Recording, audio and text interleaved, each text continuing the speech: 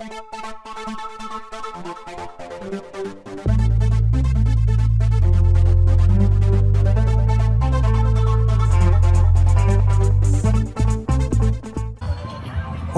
is de plattelandsversie van heiroks. Hierbij wordt zoveel mogelijk gebruik gemaakt van de materialen van het platteland. Kan je even hier wachten, hebben we een warming-up van Robert. Tussen de spandoeken, dan begin je eigenlijk, dan ga je naar de strobalen en dan ga je dus rondjes lopen, 500 meter.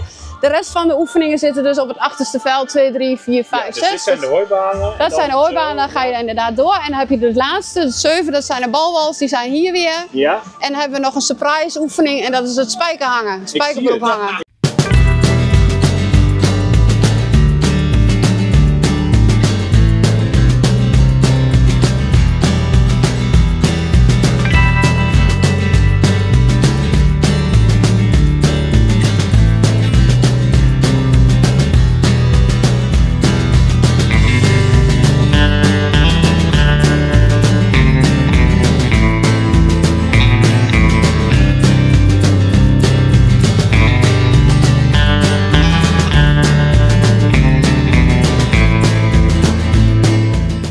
Ik ben Claudia en we organiseren hier de Hooiroks. Dit is voor het eerst hier. Het is eigenlijk een benaming vanuit de High Rocks, vanuit de fitness.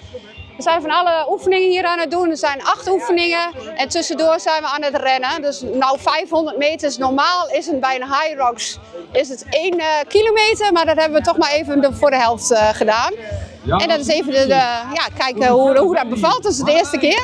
En er zijn hier nu 60 deelnemers. Zijn nu om en om zijn ze bezig de oefeningen aan het doen. We hebben een startlijst. Per 7 minuten gaan er 4 mensen weg. Die gaan dus beginnen bij de strobalen. Gaan een rondje lopen. En dan gaan ze naar de rest van de oefeningen die daar aan de andere kant van het veld staan.